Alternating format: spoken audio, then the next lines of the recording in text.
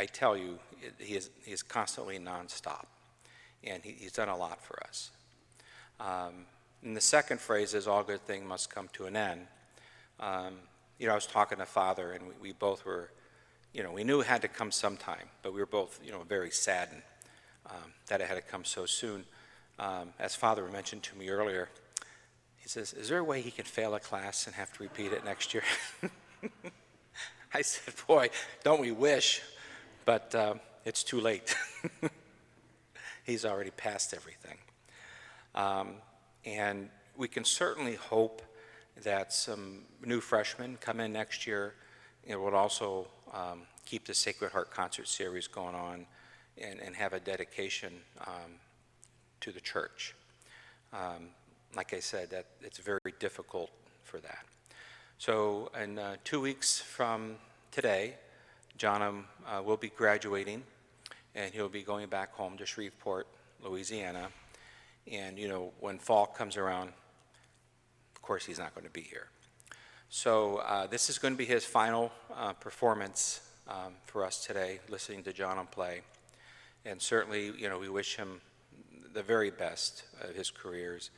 And he knows that he's in our hearts here at Sacred Heart, and that he always has a place to come back to. So let's put our hands together and welcome Johnum out for his final concert.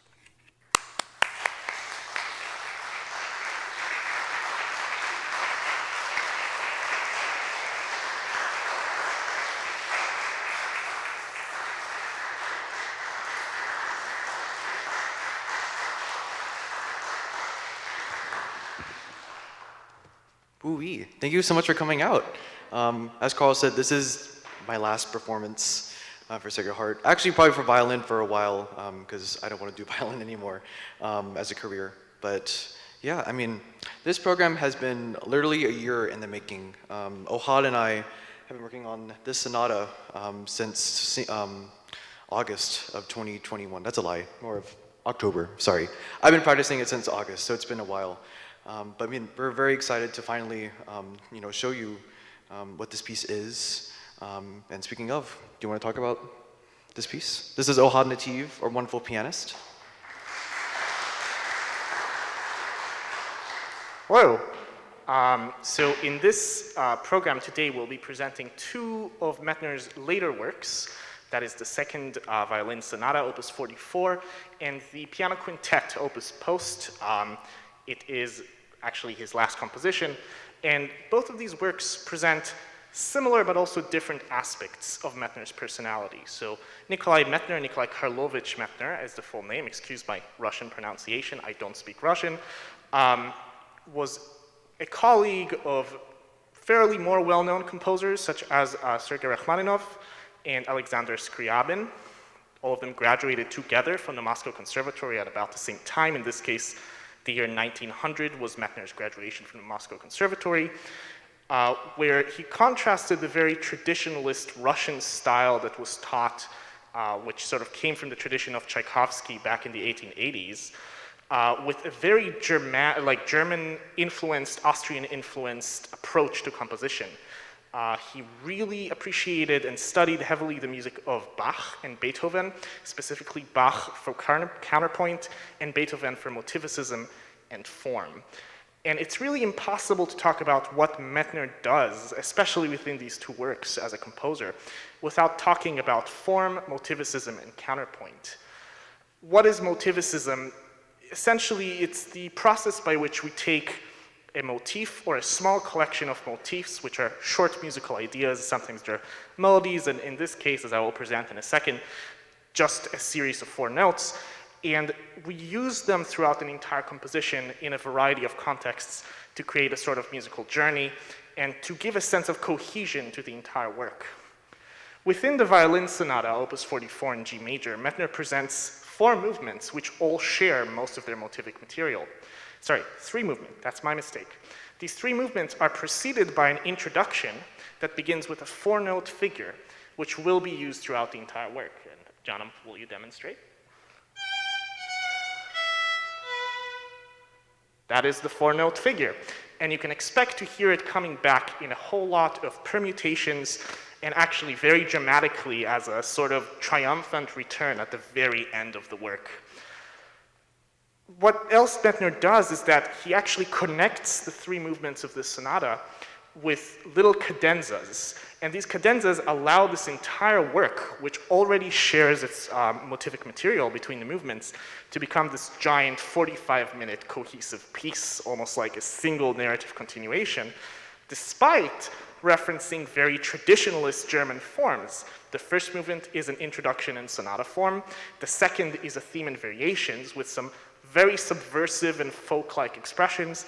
And the third is a rondo that has both a C section, that is a tertiary idea, and a very thorough development of all the material presented thus far. What I believe is very interesting about this work in particular, and you will see this perhaps even more so with the quintet, is that Medtner, even though he is appealing to the very traditionalist formal style of composition, still sprinkles in a few programmatic ideas. That is, ideas that connect the sort of abstract nature of music to things that lie beyond it. In this case, Medtner actually specifically references a Russian phrase within the finale. The phrase is "Весна идет," which means spring is coming. And Johnum, will you present the so you can hear the repetition of those syllables, "Весна идет," and that obviously occurs throughout and sort of signals that the third movement is indeed a triumph, which is certainly what it sounds like. The second movement is a theme and variations with a theme that references a lot of Russian Orthodox chant.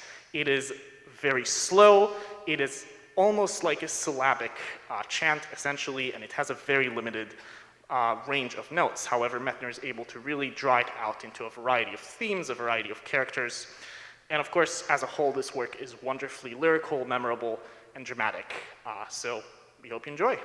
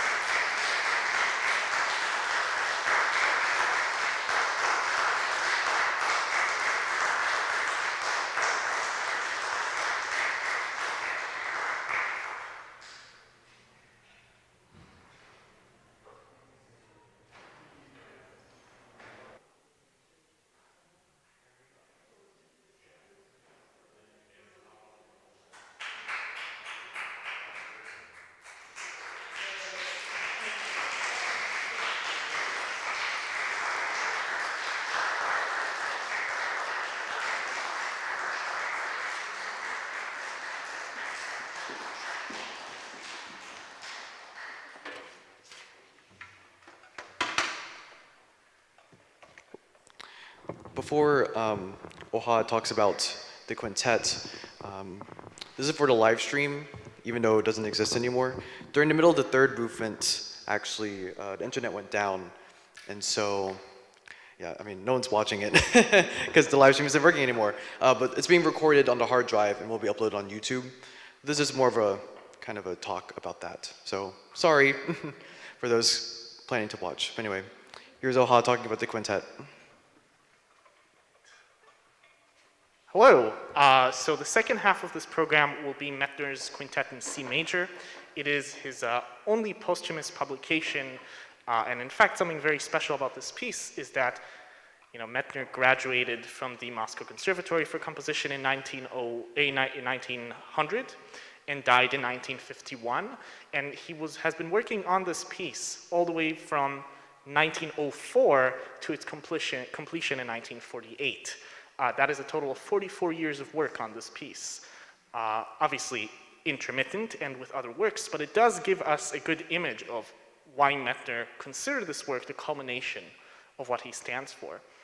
As opposed to the second sonata, Violin Sonata, which you have heard as the first half of this concert, the quintet is not nearly as dramatic in the grand romantic sense. It is much more of an intimate and a very joyous expression. Another thing that's very interesting about the quintet is that it uses a form that Medtner was very fond of. That is a three-movement structure, with the first movement serving as an overture, the second as an introduction into the third, and the third being a very extensive movement that is truly the body of the work. You will hear this in this work, but he also uses it in his other works, such as the third piano concerto and a few of the piano sonatas. It is significant in this work that Medtner also peppers it with some personal ideas. There are obvious references to Russian folklore and Russian lyricism, but specifically Medtner, who was a very devout Christian, references several Bible verses throughout the text of throughout the music. These Bible verses, I have them here, are Luke 6:21, which is used in the first movement towards the end. It is actually almost set as a chant. It reads, "Blessed are you who are hungry now, for you shall be satisfied. Blessed are you who are weeping now, for you shall laugh." It is a very hopeful expression. He immediately contrasts it in the second movement, which he prefaces with Psalm 24:11.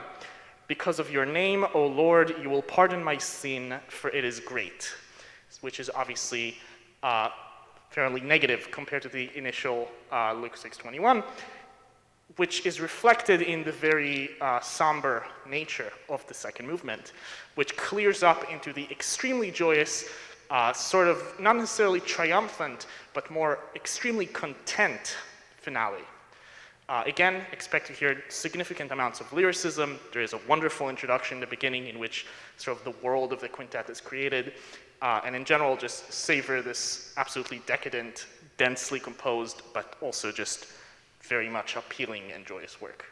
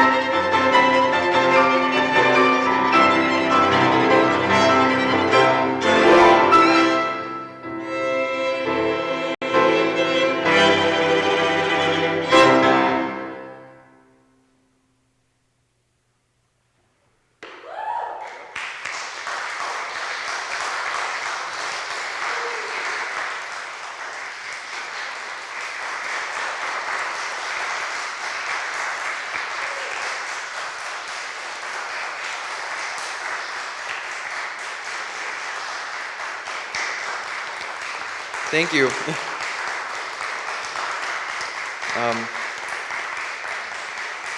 Bye. Of course, I'd like to thank, all the wonderful performers. Lucy on violin 2, Jasper deBoor on viola. He also plays violin. He's an incredible dude. Maxwell Schultz on cello, and of course, Ohad Nativ on piano with Aaron Lieberman as page turner, which is just as hard to do sometimes when the music's so fast. But not just them, but all the performers that have graced this church throughout the past Sacred Heart series. This year only, we had 11 concerts, which is a lot for a student organization. But it's all thanks to y'all. Thank you so much, and those watching the stream eventually, for coming out and supporting us throughout all these years, ever since 2019. Simon will be listening eventually. Thank you, Simon, for starting all this. Also thanks to Ben Jelinski, Chris Golkeman, all the past people who made Sacred Heart possible.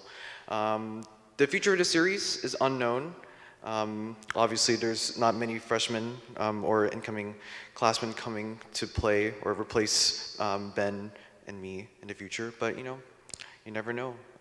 So just living in the present. So thank you all so much for coming out. Have a wonderful day. Thanks.